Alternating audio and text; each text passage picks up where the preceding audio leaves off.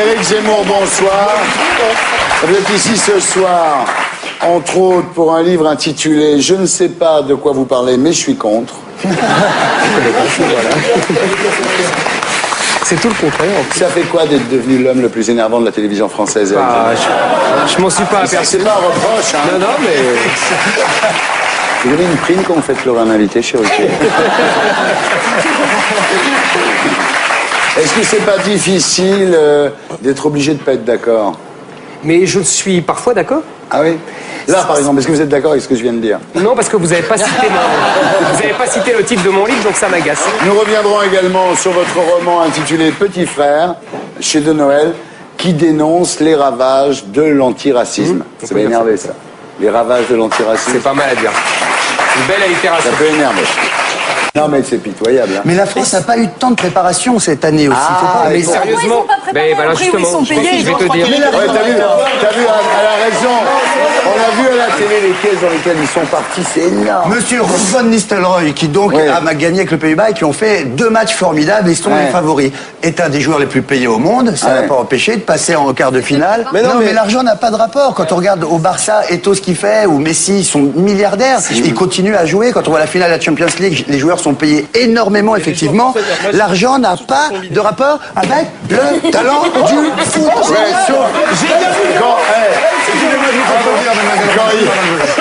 Quand il gagne, oui. J'aime bien parce que quand on parle des salaires des patrons, le même dira c'est un scandale. Et quand on parle des salaires des footballeurs, on trouve ça normal, c'est la loi du marché. Voilà. Ça m'amuse beaucoup. Mais les patrons me donnent beaucoup moins de plaisir qu'un jeu que Cristiano Ronaldo. Mais en fait, ils sont surpayés parce qu'il y a 20 ans, Platini était aussi bon que Cristiano Ronaldo et il touchait 100 fois beaucoup plus d'argent. Et il touchait 100 fois moins. Non, monsieur Zemmour. Pourquoi ils se sont pas préparés? Pourquoi ils se sont pas préparés? Justement, j'avais une réponse. C'est quoi la réponse? C'est justement parce que comme ils sont tous dans les meilleurs clubs du monde, Vous n'avez pas le temps. qui ont joué les compétitions européennes jusqu'au bout, et donc ils sont arrivés une semaine avant les championnats d'Europe. Excusez-moi, ça n'a pas empêché Cristiano Ronaldo, qui joue à Manchester, de briller avec le Portugal, vous avez raison, de gagner l'Euro. mais vous avez raison, cet argument, je n'ai pas fini, monsieur Zemmour. C'était pas la réponse. La réponse, c'était ils n'ont pas eu le temps de jouer ensemble. Mais voilà, donc c'est juste un problème de calendrier pour les Français. C'est bien ce que j'ai dit. Mais j'aimerais juste savoir, monsieur Zemmour, si vous pensez que Cristiano Ronaldo est trop payé. Mais ils sont tous trop payés. Alors c'est quoi le bon salaire? Faudrait diviser par 5. Arrêtez là. Mais attendez. Vous, ce que vous êtes demandé, pourquoi ils gagnaient autant d'argent? Et pourquoi il y a 20 ans, ils ont gagné moins? Parce que les droits de télé ont explosé, parce que les sponsors sont beaucoup plus importants. Non. Ah, pourquoi? Alors pourquoi? Je vais vous dire pourquoi. Parce que depuis l'arrêt Bosman, il y a eu en 96 l'arrêt de la Cour européenne de justice, il y a eu la mondialisation du foot, et ça s'est concentré dans quelques clubs qui ont pu acheter tous les joueurs du monde, les meilleurs joueurs du monde. On peut parler ou c'est impossible? Il s'y connaît, je vous ai laissé parler, moi. À moitié. Vous savez, moi je m'en fous. Pas du tout. Je sais pourquoi. Non, mais vous le prenez pas mal, monsieur Zemmour. Il faut arrêter de savoir, il faut vivre les choses à un moment. Justement. Le foot, c'est formidable. Vous dites n'importe quoi, monsieur Zemmour. Je suis petit, certainement plus que vous. Plus que vous, ok? Et moi, c'est 10 fois. Mon père, il a un couteau, ok? Ramenez-moi un ballon. Mais c'est plus que toi, et je suis plus grand, et je suis plus fort. Et au bras de fer, je te bats, ok? Ok? Alors, monsieur Zemmour. Moi, quand je regarde Cristiano Ronaldo jouer, il est pas trop payé, il fait rêver des millions de gens, il fait des trucs magnifiques, c'est ce qui fait l'audience. Je vous souhaite de faire autant d'audience un jour que lui et d'en gagner autant que lui. Alors, Sarkozy à la tête de l'Europe, les Irlandais qui disent non, putain, c'est pas de pauvre. De toute façon, il s'assoit à chaque fois sur les votes populaires, ça fait des années, donc c'est devenu une habitude maintenant. L'Europe ne fait que s'asseoir sur les votes populaires. La France a dit non, on lui a sorti un mini-traité qui ressemblait comme un frère à la Constitution. Au précédent, Donc, je crois qu'il devrait se poser des questions sur le fait qu'à chaque fois qu'on consulte les peuples, ils disent non. Mais est-ce que c'est pas parce que chaque fois que les gouvernements ont des problèmes, ils disent c'est la faute de l'Europe? Donc le jour où on demande aux gens de voter, ils votent contre. Vous savez, le problème, c'est qu'on a vendu aux gens une Europe qui protégeait de la mondialisation. Et en fait, c'est l'Europe qui nous met la mondialisation au cœur de l'Europe. Bon, en même temps, là, ça prouve une chose avec l'Irlande, c'est qu'il n'y a aucun sentiment de solidarité européen, parce que les Irlandais, pendant 20 ans, on leur a déversé un argent fou. C'est-à-dire, quand je dis on, c'est les Français et les Allemands, en gros, ce sont eux qui payent. Et là, maintenant, ils sont tellement aisés qu'ils vont devoir participer et cotiser pour les autres. Et là, ils disent non, quoi. ça révèle une mentalité, pas seulement des Irlandais, mais il n'y a pas de sentiment de... Voilà, il n'y a pas d'état d'esprit européen, absolument. Alors, Éric Zemmour, rebonsoir. Vous avez publié cet hiver chez De Noël un roman intitulé Petit Frère, qui raconte l'assassinat d'un jeune DJ juif par son ami d'enfance musulman et qui plonge au cœur des conflits communautaires de la société française d'aujourd'hui. Voilà. Alors le narrateur est un ex-militant de SOS Racisme et il se rend compte finalement, à l'occasion de cette enquête qui lui est demandée par un ami du gouvernement, des illusions et des mensonges de sa génération. C'est un roman qui a beaucoup choqué les gens, non? Pour deux raisons. D'une part parce que j'ai voulu raconter, au-delà du crime, en fait, la vie dans un immeuble d'un quartier populaire d'aujourd'hui, même pas en banlieue, à Paris, dans le 19e. Et donc, je raconte toute la dégradation, la communautarisation, des gens qui, au départ, dans une ambiance très sympathique, etc., et qui finalement finissent par se haïr les uns les autres. Et ça, c'est terrible. Et en même temps, je montre, mon narrateur, effectivement, c'est plus qu'un militant de l'antiracisme. Il vient du trotskisme. Oui, voilà, c'est un gauchiste, c'est un type qui a été c'est une vedette de la télé. Et au départ, il est plein de certitudes, plein de convictions, de tous ses combats passés. Et quand il arrive là, il est sidéré par justement l'ambiance qui y règne, l'ambiance délétère et tout, et il se dit mais qu'est-ce qu'on a fait?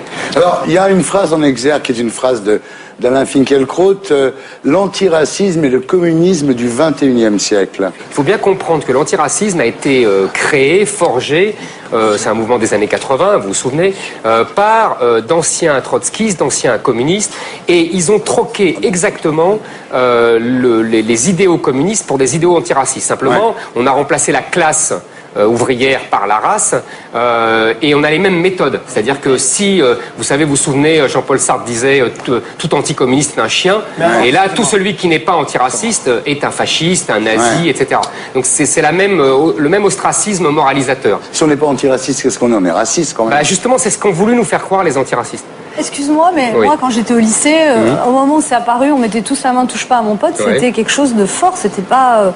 on n'était pas communistes. Non, non mais vous étiez manipulés, c'est pas pareil. Non, pour moi, c'est...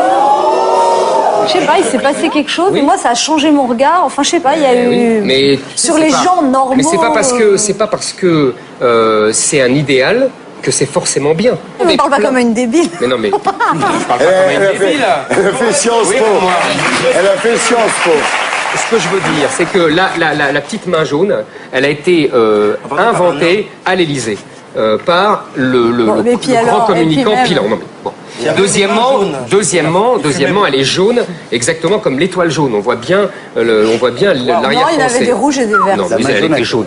C'est pas parce que l'objectif est bien, c'est pas parce que on veut le meilleur de l'homme. Non, mais concrètement, ce mouvement a fait changer les mentalités en France. Eh ben oui, moi je trouve en mal. Alors soit ça a été créé par des bureaux et c'était peut-être pensé. Absolument. Et donc il y avait peut-être pas de mouvement spontané d'un point de vue de la création de ce truc. Mais je me souviens que c'était une nouvelle manière de voir tout d'un coup, on mettait le doigt sur quelque chose que je pouvais vivre, que Ramzi pouvait vivre, que l'autre Bougnou, que Moustapha vivait également, que personne n'avait rassemblé sous un petit drapeau avec une main jaune. Et tout d'un coup, il y avait quand même, chez nous, petit peuple, on y allait spontanément. On était soit manipulés, mais il y avait un vrai mouvement de cœur, je pense. Et je pense que mais le cœur n'a pas forcément raison. Écoutez, moi je préfère vivre avec le cœur personnellement. Moi je préfère vivre avec la tête. Ce que vous voulez dire, c'est que l'enfer est pavé de bonnes intentions. Exactement. Et qui fait l'ange fait la bête, dit Pascal, on connaît. Et elle connaît aussi. Pascal. On cite trop de gens, on peut pas parler normalement sans faire du name dropping à tout va. Excusez-moi d'avoir lu des livres. Excuse-moi d'avoir lu des livres. Vous sous-entendez quoi avec ça? Il y a que vous me reprochez de citer des auteurs. Très bien. Je préfère citer des auteurs que me les approprier sans les citer. Et ensuite, c'est pas de la vanité, c'est simplement que j'estime du respect pour ces auteurs que je respecte. Il va te faire pleurer. Laisse-moi 2 secondes. Et ensuite la phrase. Excusez-moi, moi, d'avoir lu des livres. Qu'est-ce que ça sous-entend? Ça sous-entend pas que moi, je n'ai rien lu. Ah non, ça sous-entend Très bien, d'accord, merci. Mais je sais rien ce que vous avez lu. Merci, c'est bon, stop. Pas de paranoïa comme ça. Arrêtez, parce que quand vous me dites, excusez-moi d'avoir lu, vous sous-entendez que moi je n'ai pas lu. Vous le sous-entendez. Je sous-entends rien du tout. Si c'est vous qui le voyez. Derrière ce petit rire hypocrite se cache. Je ne suis pas hypocrite. Arrêtez, monsieur Zemmour, parce que j'ai beaucoup lu et c'est pas parce que j'ai grandi en cité et que j'ai le teint basané que je n'ai pas lu. Il faut que vous le mettiez dans la tête. Mon cher ami, ce coup-là, ça marche pas. Moi aussi, j'ai grandi en banlieue. Donc ce coup-là ne marche pas. Je suis né à Montreuil et j'ai grandi à Montreuil. Excusez-moi. Donc ça, c'est très embêtant pour vous, mais c'est comme ça. Allez, le bisou. Ça me rend fou encore parce que encore aujourd'hui, avant à la limite, avant d'être connu, j'étais vraiment, toi l'Aziz, tout ça. Maintenant, je suis plus trop un arabe quasiment. Et aujourd'hui encore, malgré tout, dans des émissions comme ça, et tout ça, il y a encore des gens qui me disent, j'ai lu plus que toi, mon gars. J'ai rien dit. Non mais je dois avouer, c'est choquant. Mais j'ai rien dit.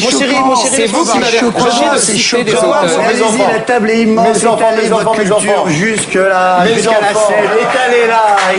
C'est la dernière émission de la saison et on va faire un décernage d'Alien d'Or. On est prêts? On commence avec l'Alien d'Or 2008 de l'Éric le plus insupportable. Éric Zemmour. Éric Judor. Éric Zemmour. Éric Woerth. Éric Nolot ou Éric Besson. Quel est l'Éric le plus insupportable pour toi? C'est toi qui le... je peux faire le faux modeste et dire bah, c'est moi, mais non, je pense que c'est lui. Pour toi, c'est Éric Zemmour. Ouais, pour toi, quel est l'Éric le plus insupportable? Alors, moi, je dirais tout de suite Éric Zemmour, mais Voltaire disait « Je déteste vos idées, mais je me battrai pour que vous les exprimiez. » C'est Condorcet, mais bon, c'est pas mal. Je n'ai pas lu le livre, c'était dans un Happy Meal. À Agnières. Un Happy Meal que j'ai volé, bien sûr. Voilà. Éric Zemmour, l'Éric le plus insupportable. Aucun. Moi, je supporte tout le monde. Mais tu t'es déjà regardé dans On n'est pas couché ou pas, peut-être? Je me regarde, non, jamais. C'est pour ça. L'Éric le plus insupportable de la liste pour vous, Anne Romanoff. Moi, je dirais Éric Besson, mais je connais sa femme qui est très gentille. Ah ouais. En fait, c'est quand même Éric Besson.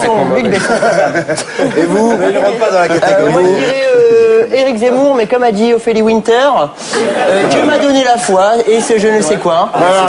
L'Alien d'Or de l'Éric le plus insupportable est décerné à Éric Zemmour. Je m'en doutais un peu avant de faire l'émission.